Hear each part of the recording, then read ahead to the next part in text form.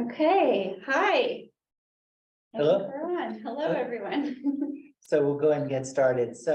My name is Todd Cordry and I'm here with Chelsea Lunders, and we're having a presentation today around retention, recruitment, and compensation in education as a whole, but specifically more as it pertains to Mancos School District.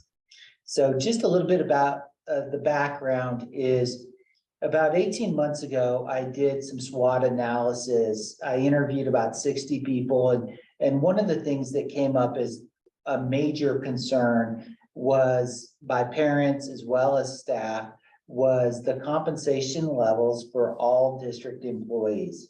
It is, and it was extremely low, and it was causing a problem for the school district as far as retaining the best possible teachers we could, and the recruitment of really high quality individuals. So that process, we collected more information, and then the Board of Education this year charged me with really looking into this at a deep and systemic level. And so I reached out to Chelsea here, who's an applied anthropologist with a lot of skills in this area. And she conducted a high quality qualitative research project for the school district, of which we're going to show you what the evidence shows for the retention and recruitment of staff in Mancos School District. And then in addition, just to get to the important stuff at the end, there's been 10 ideas that have been crafted, which we're going to discuss. And these ideas are potential solutions that will help the school district really take on this really important challenge so that we can meet the needs of our students. So with that, I'd like to introduce you to Chelsea Lunders, and she will start our presentation. Yeah, thanks. And I want to mention this is, I think, the 5th time that we've given this presentation. And it's evolved a little bit each time because we've actually been collecting a lot more input as we go. So we've presented it to the school board and also to the district accountability committee. We've presented this to the entire staff of the Mancos School District and got some good input there. And then also presented it to a group of community members, about 40 or so people that were able to show up in person. So we wanted to do it again one more time through this format so that anybody who's interested in learning about this information really has access to it. And we're also going to share some information about an opportunity that you can get involved with a task force to help drive some solutions forward if this is something that you really feel concerned about as a member of our community. So like Todd mentioned, I am an applied cultural anthropologist. So just a quick introduction. I actually grew up in Mancos and went to the Mancos School District. And I returned in 2019, and I've had the opportunity to do a lot of work with the school district and really good things going on here. So it's exciting to come back to Mancos and just see how vibrant and active our community is. This, like was mentioned, it was a qualitative research project. So I conducted interviews with people from multiple perspectives to really look at this problem as it is really unique to our town, to Mancos. So what I'm going to share with you is some kind of high level stuff that I learned about the problems that we're facing around recruitment and retention of staff, but then we're really going to zero in on what's going on in Mancos and what the recommendations are for how we address things here.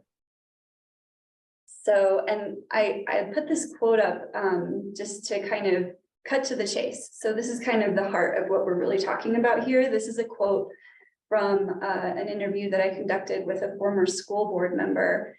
And this person said, if we don't do something now, we are going to wake up one day and not have a school to send our kids to because we won't have any teachers. So it's kind of not meaning to scare anyone, but this is, really what was told to me by the folks that I went out and interviewed, and it is pretty concerning. And I think to that point also, our point isn't to, share hyperbole or to exaggerate. Our point here is our intention is just to provide information in a meaningful way to help you as parents and community members, figure out what's the best ways for us to address this issue. This is a community issue. Improving education is an upstream solution to many downstream societal problems. And so we felt we owed this presentation to you. So I hope you really have an opportunity to watch it more than once and share it with your friends and family. Yeah. So we'll start by just talking about sort of the foundation and the methods that were used for the research. Then we'll talk about the problem, and I call this deconstructing the problem within the local context, really looking in depth at what we're experiencing here. Then we'll look at a series of solutions, 10 of them actually, and then we'll talk about this call to action for the community. So just to kind of like lay the foundation, we got together and talked about like what is going on nationwide and statewide. And one of our first data sources were really some statewide studies and some examples from other communities. And so we really wanted to look at what is the cause for concern, what are we really looking at here? And if you look nationwide, we do have 36,500 vacancies in public schools across the nation. We also have 163,000 positions that are filled by teachers that are not fully certified. So part of the problem is quantity and part of it is around quality. And if we zero in on Colorado, 70% of our Colorado school districts have unfilled positions, and that includes the Minkus School District. Yeah, so as a Minkus School District, one of the things that we've tried to address this challenge with is we've got District of Innovation status, which we'll discuss a little bit further, which has given us the authority to hire non-licensed teachers as long as they could prove that they have competency in other areas other than just in education. And we've also, we've experimented also with bringing in teachers from other countries to help fill our teacher vacancies. So we haven't found the right answers to all of our questions yet. We continue to do our best because we know there's nothing more important to the quality of education than the quality of instruction in the classroom. And so, that's going to be a focus of this conversation. I wanted to bring this up because this is actually research from a few years ago, but it's interesting because it's showing us where we are today. And so just to highlight the point that staff shortages in public schools is something that we've kind of seen coming for a while now. The blue line on this graph shows you the projected estimated supply of teachers, and this is based on what we see of teachers going through teacher education programs. And the black line shows the demand, the need for teachers and staff in our public school districts. So you can see here in this graph, and this is something that if you Google it, you'll see this everywhere, this widening gap between the positions that we have to fill and the people that we have to fill them. And then again, to zero in on Colorado a little bit, this is showing us the whole country, that actually this is a problem across the country. But what we're seeing here is from some research that was actually came out in August of 2022, so pretty recent. And this shows the level at which our teachers are paid below comparable college educated workers. And what you see here is that Colorado is actually the state with the most drastically underpaid teachers in the nation. We have 35.9% less pay compared to comparably college educated workers. So this is one of the studies that came out that really kind of, tipped us off that we need to look at this carefully. Yeah, and in looking at this graphic here, it speaks to the national problem of the underappreciation of education and educators in our society. But what I really want to focus on is this is especially true in rural environments where how much we pay teachers is substantially less than what we pay teachers in urban environments. We know in rural Memphis, we pay teachers quite a bit less than what we pay teachers on the Front Range. So if it's 35.9% as a state, we know that that differential is even higher in communities like ours. Yeah, well, and a good question is, why is Colorado the lowest in the nation? And there are probably several factors, but maybe you would want to speak a little bit to the state Tabor factor. Yeah, so I think there's some state legislative reasons why education is and educators are underpaid relative to other states. And I think that is going to speak to one of our potential solutions, which is state advocacy. And so in Colorado, we're a state that really wants to do our best not to overtax our population. But what we need to do also as a state is adequately provide services so that we're a productive and successful population as well. And so I think that's where part of the challenges are. And I think some of the state level remedies are around the Tabor question and that the 1992 Tabor law. Mhm. So anyway, this all just to give you an idea of why we decided to take a closer look at our local context.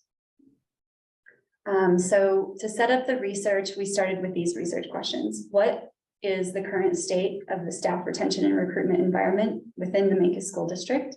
And what are possible solutions for retention and recruitment problems as we experience them right here in the Memphis School District?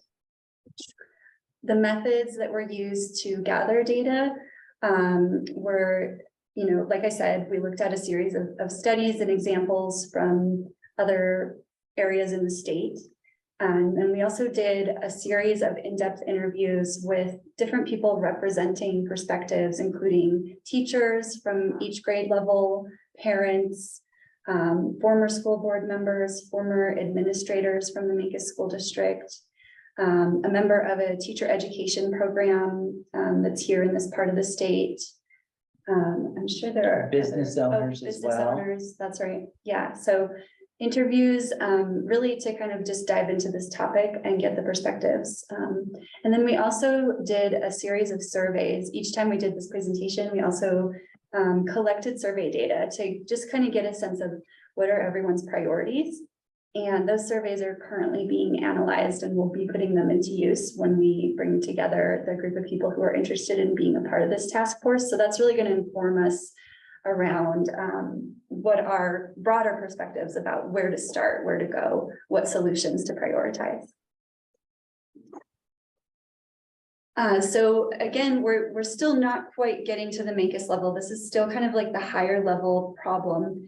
But I wanted to show you this because this really displays what the folks that I interviewed shared with me about how this problem is lived and felt, by the people experiencing it. And I call it the triple threat to the future of education. So there are kind of three different categories here. And I know there's a lot of words, but we'll kind of talk through it. But three categories that really you can bucket the experiences into. So the first part of the problem, and we've already talked about this, is low compensation. So clearly teaching is a low paying degree level profession in our country, and oftentimes paid below the cost of living. Teacher education departments are seeing a sharp decrease in the people going into the profession, and they relate this directly back to the level of compensation in comparison to other professions. And then we're really facing a time where we're seeing a lot of inflation. So for teachers, that means working multiple jobs. And a lot of the teachers that we spoke with kind of reiterated that to us. Like, yeah, they're spending their weekends at other jobs just to try to make ends meet. Yes, and in Mancos School District, that's the norm. The Mancos employees, Mancos School District employees typically have 2 or more jobs, which, you know, is exhausting and which is not good for their home life. And I'm sure to a certain degree even impacts their professional life here at the school district. Yeah, and also kind of segues into the center column here, which unbalanced pressures and support. Another way to say this is challenging work-life balance. So what I heard about is how the societal issues that are going on outside the classroom really ripple into the classroom. So if children are having difficulties at home or in the community, the teachers are really working with a high level of need with those kiddos to keep up. And they're having to put in hours after school hours in order to keep up. In a lot of cases, the schools are seen as a safety net. And the teachers and the staff are really kind of expected to handle a lot of what's going on outside the classroom. And sometimes the finger gets pointed at the teachers and the staff and blame for things that maybe are kind of out of their realm of control.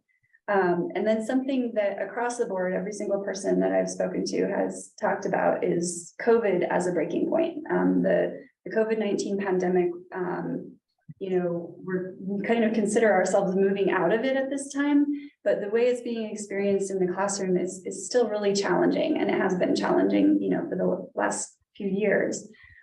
So when it comes to trying to have a good balance between your work and life, that's really challenging for teachers, especially with what we're seeing now with kids coming back into the classroom after the pandemic. Is there anything else you'd say about that? No, I think you did a really nice job of explaining that. And at Mancos School District, one of the things we've done is we've been very active and proactive with extracurricular activities for our students to help get them re-socialized, reconnected to learning, to each other, to the school environment. And that's been a great thing. And we probably have anywhere from 12 to 20 after-school programs going in our school district. And I encourage everyone to go to our school district website to look at all the great extracurricular activities we have going on. While that's a great solution for kiddos, the challenge for the school district, and more importantly for the school district staff, is they're the ones staffing these activities. So we just discussed that they have a very full, long work day. Many times they're working a second or a third job. And then in addition, they're doing a lot of extracurricular activities, which is putting pressure on their work-life balance. And then finally, the third column here that is part of the triple threat to the future of education is the loss of respect and autonomy within the profession. So something that I heard about a lot is that culturally attitudes towards teachers have changed, where it used to be a more respected profession. We're not feeling as supported as before. State and federal level mandates also can be pretty time consuming and sometimes disconnected from the context of what's really needed in the local school, especially in a rural school. Sometimes the state leaders with the expectation around test scores and equating that with quality are kind of missing the big picture of what it means to be a teacher in a rural school. And more teachers are experiencing less room to be creative in their classrooms and to really connect with their students authentically. And like I said, we are going to back up into what's really going on in Mancos, and I have some good news around this, but this is kind of just the general context around what we're seeing in the profession. Yeah, and that certainly is true as a profession. But as Chelsea mentioned, there'll be some good news as it relates to Mancos in that area. Yeah. And before we talk more about Mancos, I have a couple quotes that sort of exemplify these points more specifically. So here's one. We see teachers breaking away because they don't want to be in the system and having to handle all the problems coming along. the reputation of teaching as a career field is suffering. And then I also heard, it's not all doom and gloom. It's not all about pay. Teachers do it because they have a belief that what they do matters. The teachers that carry this belief with them, they stay. Like you said, like you have these teachers running these programs after school to really help the students. So there is a lot of heart in the teaching profession, and something that, I was consistently reminded of throughout the interviews. Yeah, and I think to that point too, it's with individuals that have that altruistic part to their personality and character. Those are really the type of individuals in our community we want to affirm with appropriate compensation and appropriate wages. Mm-hmm. Yeah. So what does the Mancos School District have going for it? So I want to share with you some things that I heard about what is going well. Let me see. This looks okay. So one is, hey, we live in a really beautiful place. So teachers and staff reflected to me that this is one of the big reasons that they're here and that they want to teach here. And I think a lot of us feel that way about living in Mancos. We live in a really beautiful place.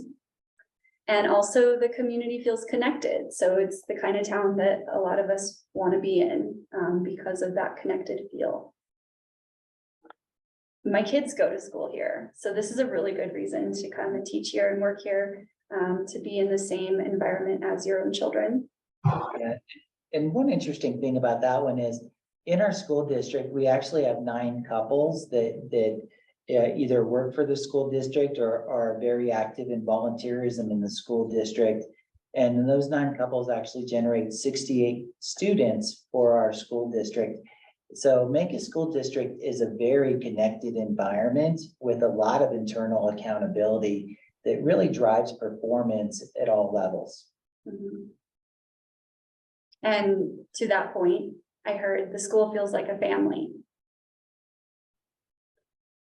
I don't have to commute. That's a major bonus. Leadership is really supportive and there's trust.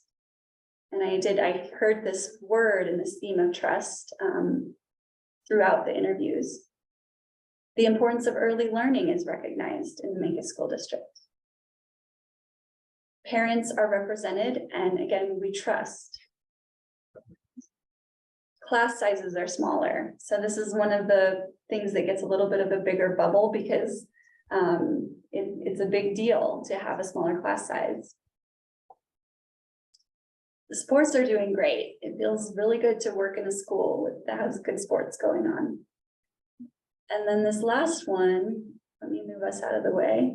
I have autonomy and freedom to really teach.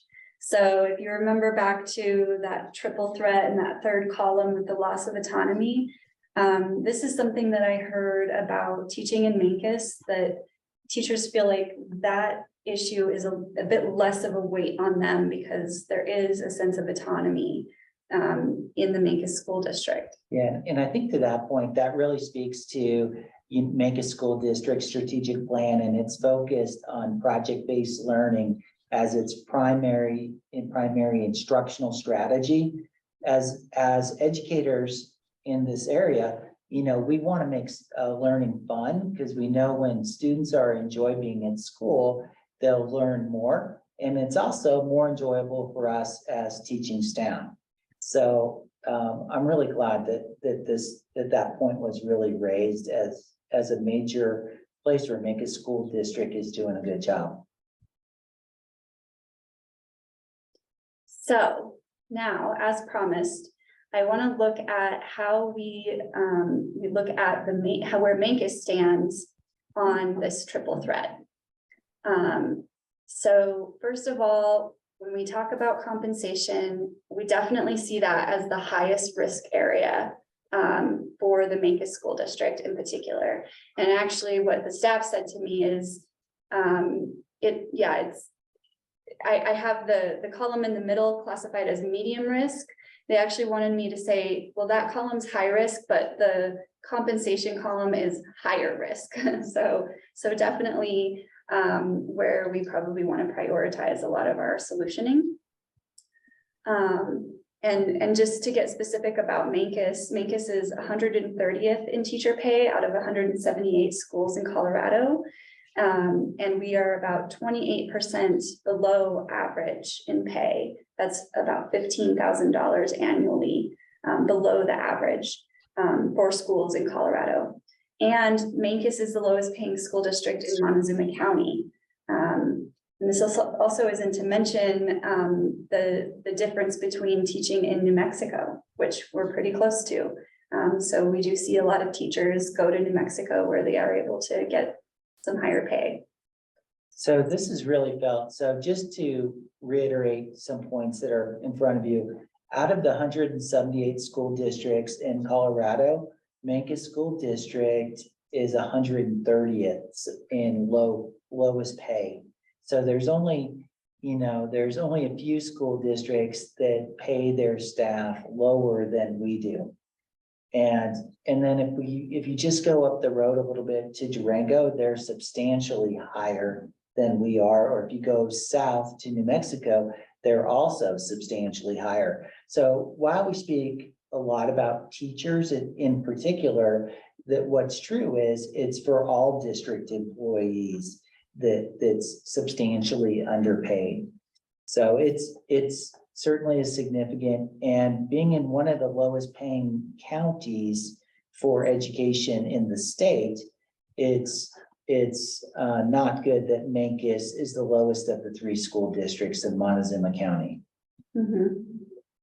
Yeah, so that's the compensation category and where we stand. When it comes to unbalanced pressures and support, or this work-life balance category, we still have some risk here. It's not completely terrible.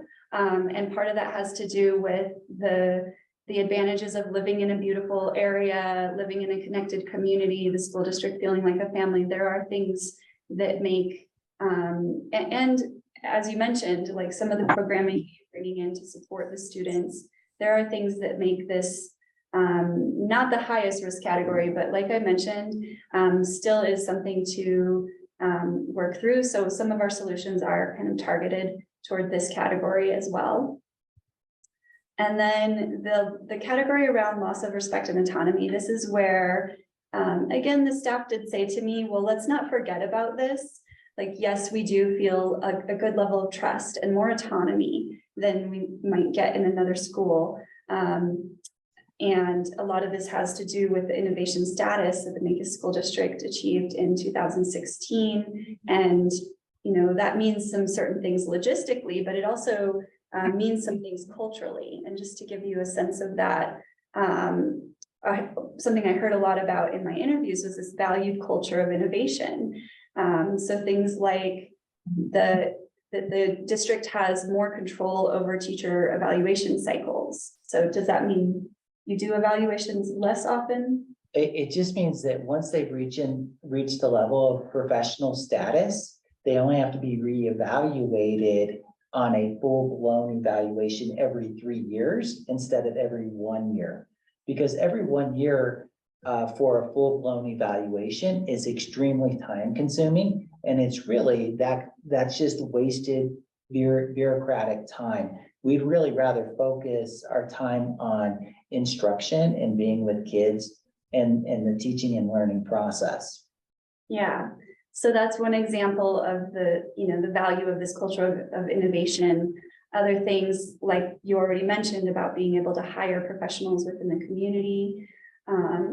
Students can opt out of testing, which can save the school money, but also can allow teachers to go further than they ever have before in their curriculum.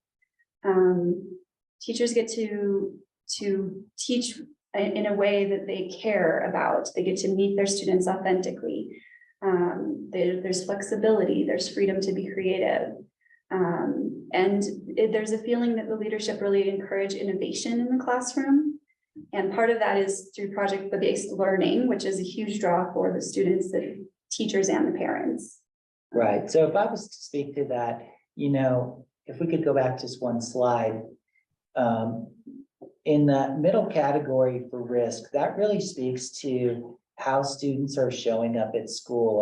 And unfortunately, what we're seeing there is that we're seeing a larger number than pre-pandemic showing up dysregulated. So we're having to spend more time helping students get regulated and also getting accustomed to a school environment and where they could feel safe and comfortable and productive and happy and enjoying the school environment. So we're spending a lot of time on their mental state just to make sure that they're having a really positive experience at school.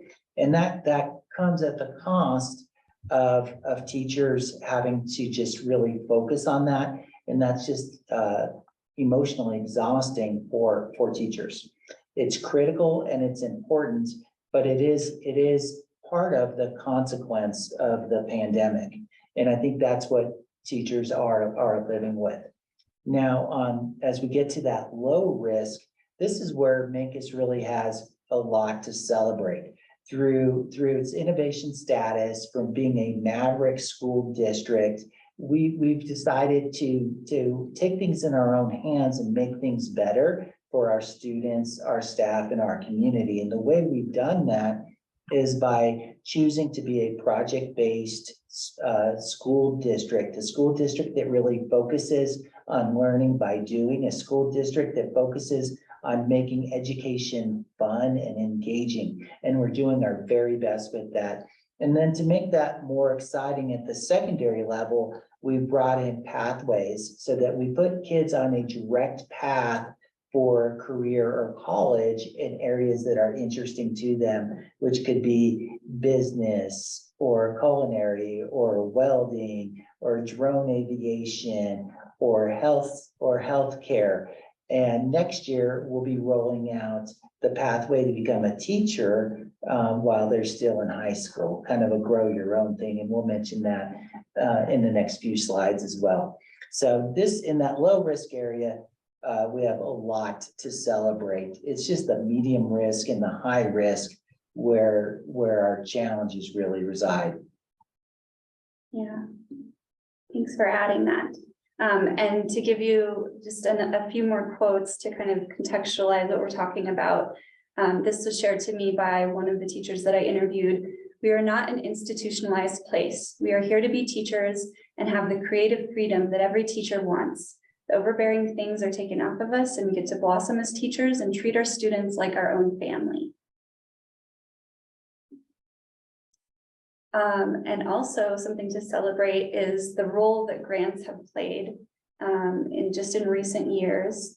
This has really become a big resource that the school district is just starting to tap into. Do you want to speak a little bit more to this? Yeah, I could speak to this. Minkus School District, as a small rural school district in Colorado, we're really fortunate that we're a really good candidate for grants. So what that means is, as long as we invest the time, we can seek out more grants than other school districts. And so for the last 2 years, we've really invested that time to bring additional financial resources to the district. And we did this for the purpose of, we need to bring all the financial resources we can possibly bring to the district, since our financial resources are our biggest fiscal issue. It's frankly almost a fiscal crisis, because what we're paying our staff is wholly inadequate. And so we had to do everything we could, because we really respect and trust our community, and we don't want to add additional burdens to our parents and our business owners and our ranchers and our artists.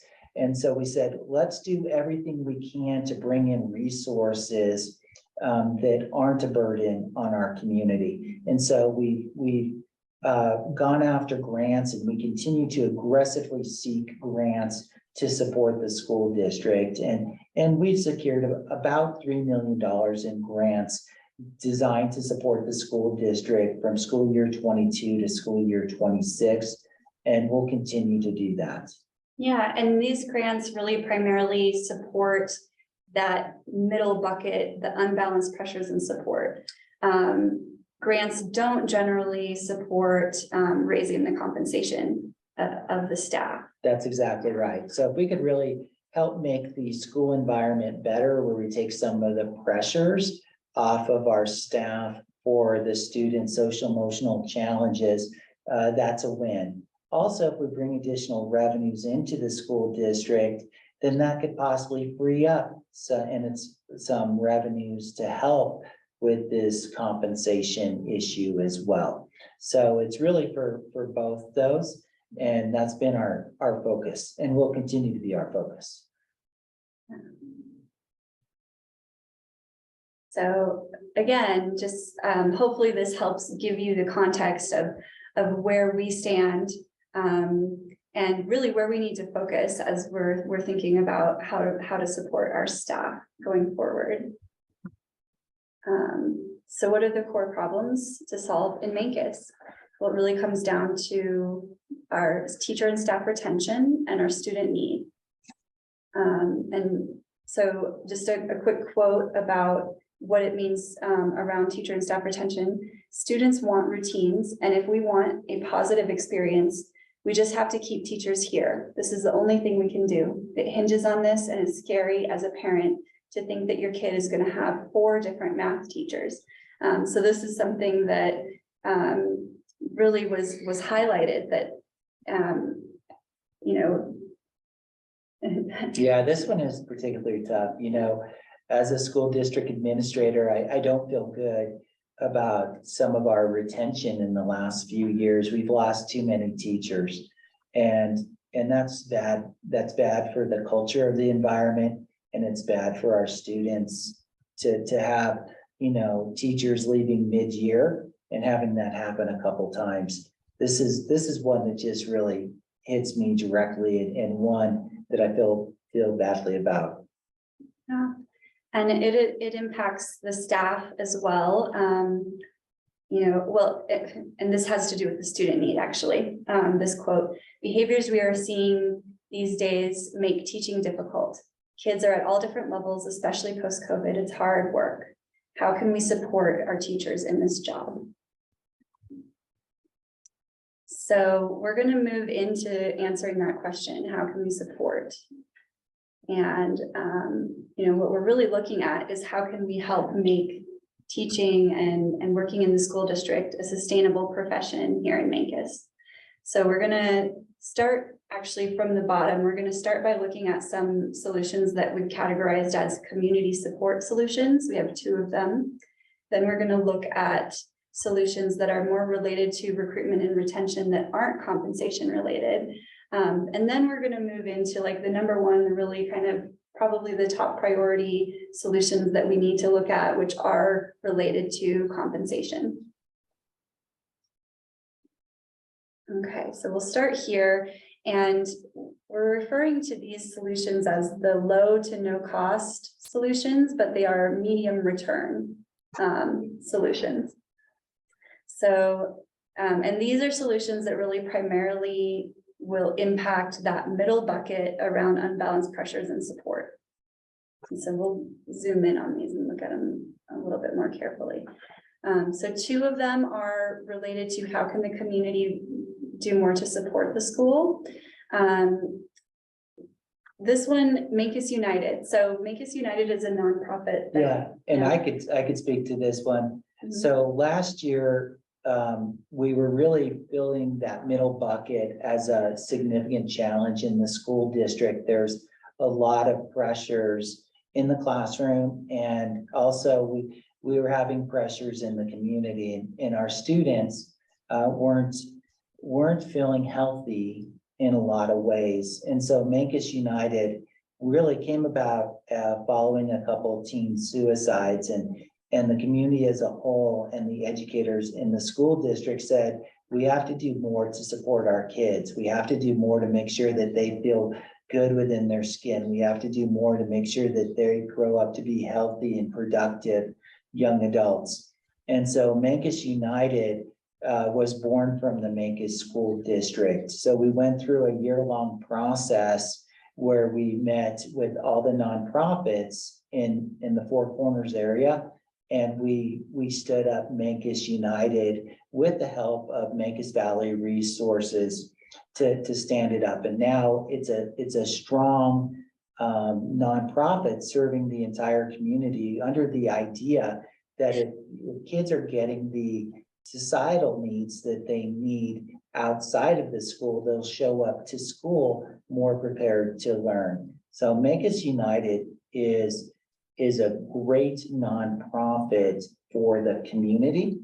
And it's really in its first year of operation, and it has a lot of great celebrations. So I hope you'll check out their website also and at mancosunited.org to see all the great work they're doing. And also to spread the word, because I think that was one of the challenges we saw in this research was not everyone knew about Mancos United and understood its mission and its purpose and its successes. Right, yeah, so that's why it's listed here as part of the solution. And it's really around increasing the visibility and helping make greater connections between how the work that Mancos United is doing and the support needed by the teachers and staff in the school district. And then another solution related to community support is about the visibility and the visibility of the school and family involvement within the school. So a lot of ideas were shared with me around bringing the families in and the community into the school to get to know the school more directly. For example, could there be a parent workroom for projects to support teachers? So what I want to say about these solutions and like all of these solutions is that I really just in these interviews got to scratch the surface and figure out what are the ideas that are out there. So as we go forward, we want to dive in deeper to these ideas and ask you to join us and to come and say, you know, if we wanted more family and community involvement in the school, what would that really look like?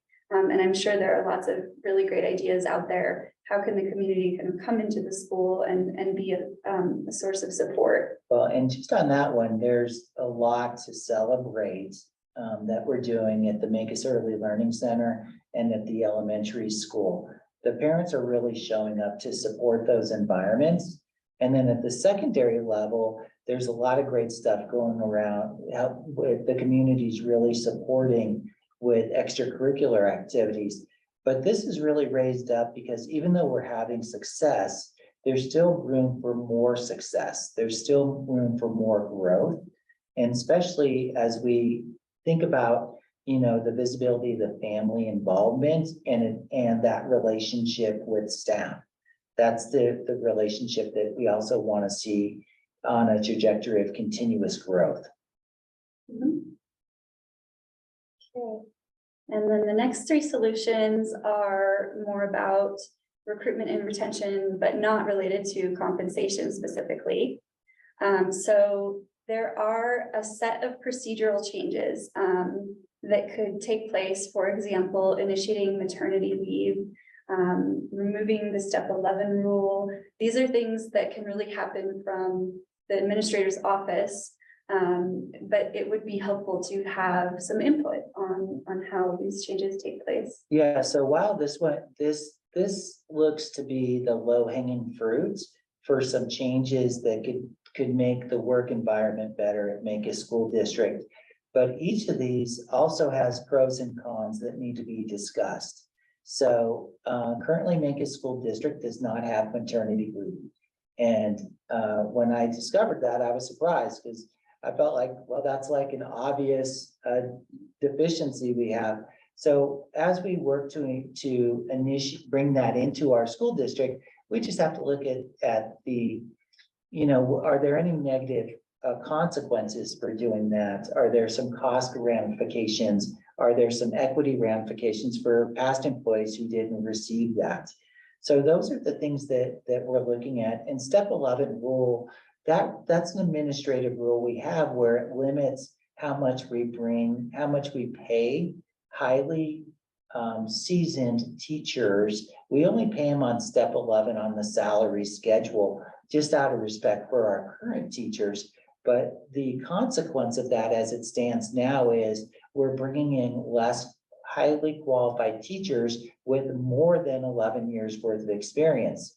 So we have to look at, does it make sense to remove capping how much we pay teachers with maybe 15 years of teaching experience or 20 years of teaching experience, and seeing if maybe we try to bring in teachers for their last 5 or 10 years of teaching when they're really doing some of their most outstanding work. The other thing for us to consider is, how do we make working in Mancos School District better? And so there's always going to be ways to improve that. And one of the ways could be, well, do we try to influence the work-life balance? We currently have 21 professional development days in our calendar. Do we take that down to 15? Do we take it down to 11? Do we leave it at 21?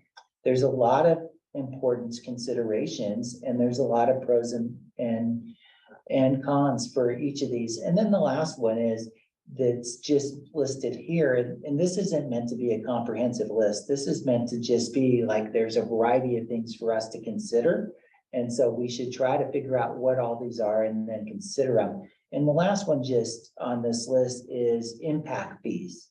As a school district, we haven't raised the cost to builders for the impact fees related to the Mancos School District. They're still paying an impact fee that was determined about 15 years ago. So we need to look at that and make sure that they're paying what's an appropriate amount now. And also being very conscientious that the last thing we want to do is raise the cost of housing in our community. We already know that's a challenge that's facing all Mancos residents. Mhm. And another area of solutions have to do with teacher education partnerships. So could we work with programs like Fort Lewis College to bring teacher training into Mancos classrooms? And actually, this is something, the homegrown program is something that you are already moving forward on, but again, something that could be strengthened. Yeah, one of the things that we did last year is we hired a fantastic educator, Dr. Mary Maribel.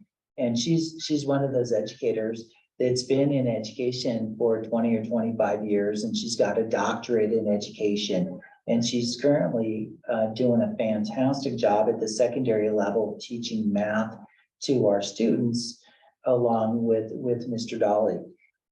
She's agreed to also have a cohort of students to help them become teachers. So we're going to be teaching Fort Lewis colleges on our campus some of those first year classes for those young men and women who want to become teachers in their future. This is a great way to kind of grow our own teachers, and of course get our students some great college credits and some great experience being a teacher while they're still in high school. And then the final thing here, I'll have to move this out of the way again, has to do with non-pay related retention strategies. So are there things that we can do to welcome new teachers into the community? Maybe it involves local businesses. Are there things we can do to advance our recruitment using things about the quality of life, the beauty of the environment that we live in, the draws to the Mancos School District, like autonomy and creativity? So can we use these elements to draw new talent?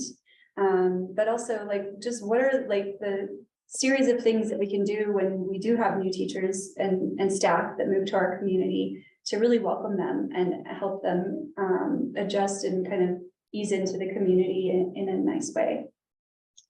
So if you're interested in being a part of the task force, this is one of the things that we can explore and innovate around.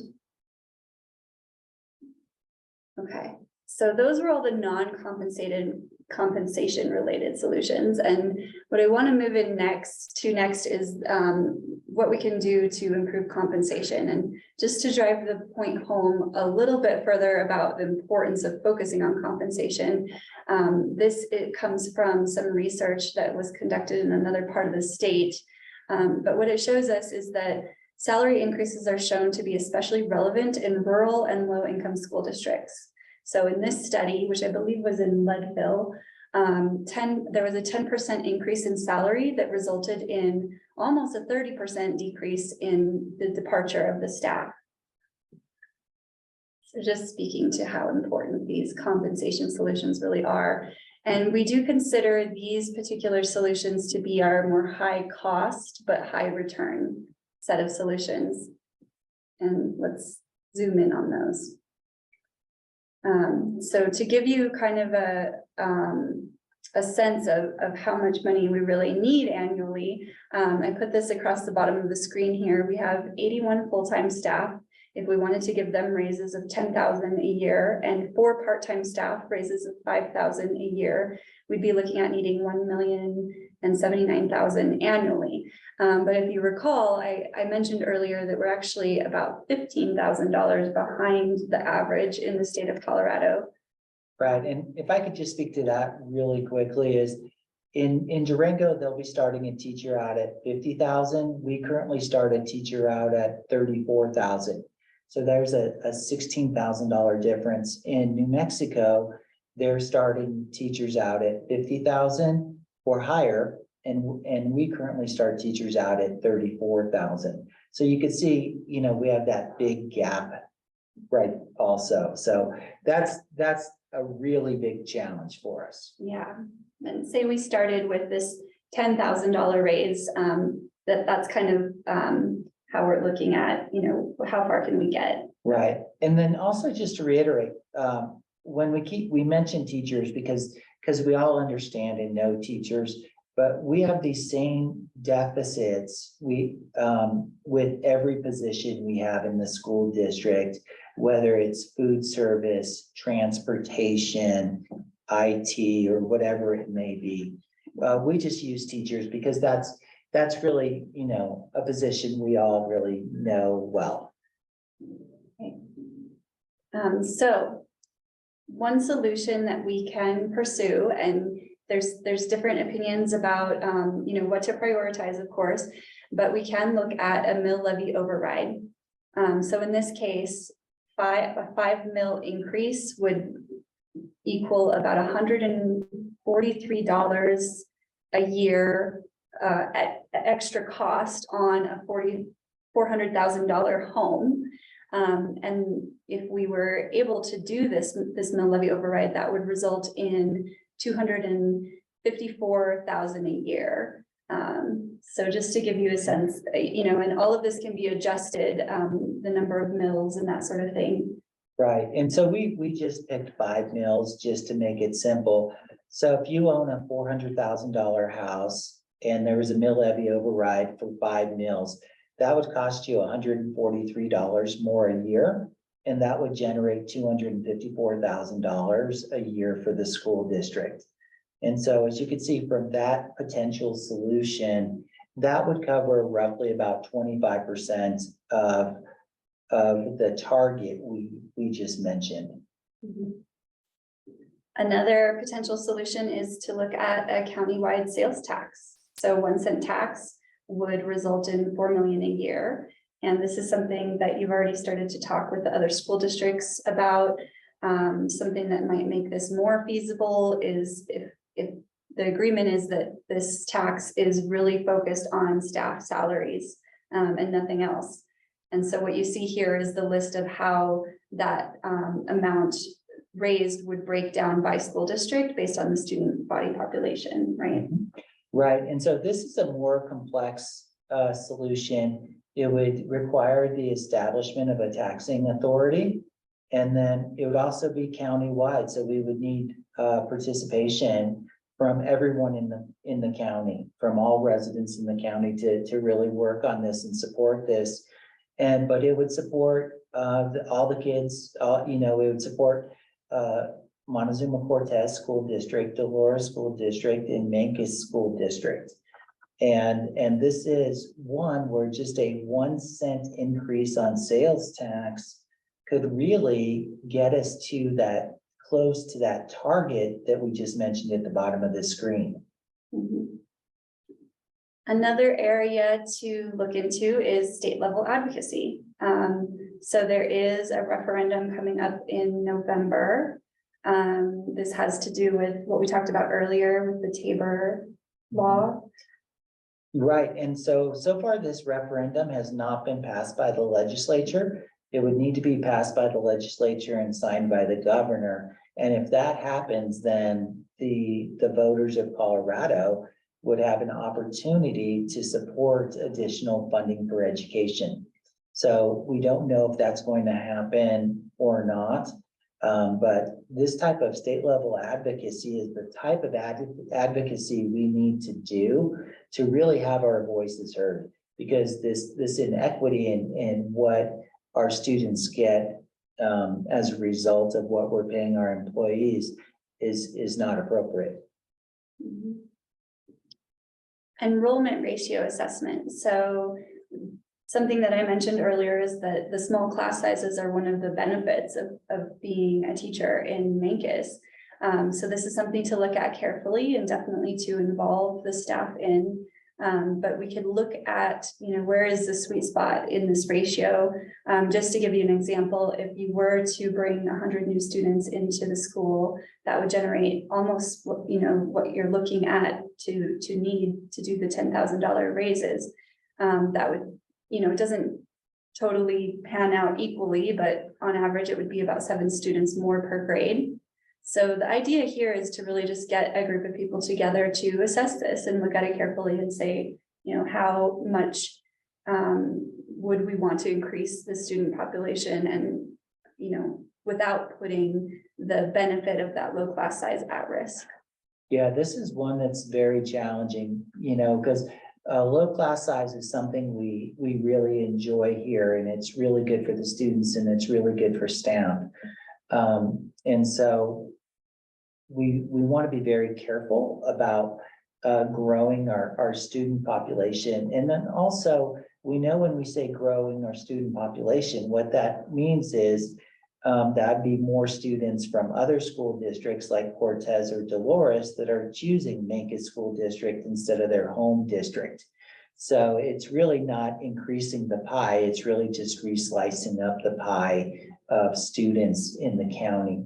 So, whether this is a good solution or not a good solution, what we want to do in this presentation is bring you as many possible solutions as possible so that as a community, we can make the right decisions for everybody. Right. And then the last one here is about attainable housing, or a lot of times you hear this called affordable housing. At this point in time, there are state level grants available. And it's something we could take a look at. Like, could we build some housing for teachers and staff of the school district? Yeah, this is one where the timing just feels right. There's the grants are available, the need is understood. So if this is something we want to do, this is something we should do. The one potential con is this is, adding greater complexity to the system. And really, and it takes us a little bit away from our core mission. So before we go down this path, we want to make sure this is a right fit to build teacher housing or affordable housing for all school district employees. It could be a fantastic thing, or there could be some unintended consequences. So it's one we really want to consider and see if this is a good fit for us. Right. So these are the 5 solutions that are all about compensation. And here I put all of the solutions together, all 10. So the 5 in the middle that are non-compensation related, and around the edge, you see the compensation related solutions. So this is the part where we want to make a call to action. What the recommendation is that we form a task force, and that task force will have a series of subcommittees to systematically move a few steps forward on each of these solutions and really explore them, and see what pans out. We can look at the enrollment ratio assessment and decide that's not the way to go, but we at least want to look at it carefully with our community, with as many of you that would like to be involved. So this is what we're looking at doing, and to give you a sense of how this would be structured, we're kind of seeing it as being a task force with a series of subgroups. So one of the subgroups would be really focusing in on the compensation solutions, like weighing the options of the mill levy, the county tax, and really focusing on what we can do around state advocacy. I think that's definitely a piece that we do want to move forward. One of the subcommittees would focus specifically on the enrollment ratio question. One would focus on housing. Another would focus on community support efforts, like things like how would we like to bring the community into the school. Another subgroup can really look at those administrative procedural changes and advise on that. And then another subgroup can really focus in on the teacher education partnership idea. So if you wanted to be a part of this task force, we'd be asking you to kind of choose like what area you feel passionate about and would like to contribute to. And, you could certainly come and learn more about all of them. You don't have to know exactly where you want to put your energy today, but we do want to put this invitation out there to, we're calling it Education First. We would like to meet on Thursday, April 6th. Yes, and so this is the point in the conversation where we've shared with you really meaningful research. We've shared with you a lot of great facts, a lot of great information that's national, state, and local. And we've tried to provide you with all the information you need to really understand where we're at as a school district. This is the #1 fiscal issue for the school district. This is a critical matter. It's time where we move from information and move into action. So this is the time where I really want to implore you to get involved, because it is critical, it's essential, and we have to make these changes. If we don't make these changes, the educational environment is going to suffer. Our product, the educational product we provide is going to suffer. What we provide for our students is going to suffer. So I really want you to not only show up on April 6th to our cafeteria from 4:30 to 5:30, so we could break into this task force. I also really want you to show up with a friend or three. This is something that has to develop into a movement so that we can really make a difference for our community. Because if we don't, we're going to end up with an inferior outcome for our students. And I know that's not what we want. It's not what our students deserve. So I ask you to show up and bring 3 friends with you. One of the things, a local Girl Scout troop will be providing childcare. So feel free, we'll have childcare provided. Please show up. And also, as the superintendent of Mancos School District, I want you to know if there's anything that we've discussed today that you have a question about, or that you want more information around.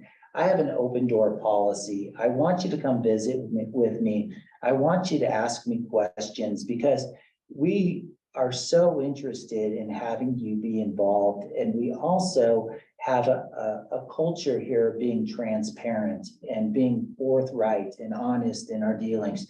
So please come visit with me if you have any questions at all. And then if you don't, then I'll just see you on April 6th from 4:30 to 5:30 in the Mancos School cafeteria. I really appreciate you all spending the time and investing your time into listening to this presentation. I hope you found it to be really helpful and really meaningful for you. We are fortunate as a community to have such a powerful anthropologist in our community to put this together for us. So Chelsea, thank you for building this great presentation, sharing this information in a way with our business owners and our parents and our community so that we can make a difference for our kids. Great. Yep. Thank you, everybody, for watching and listening, and hope to see you on the 6th. Bye.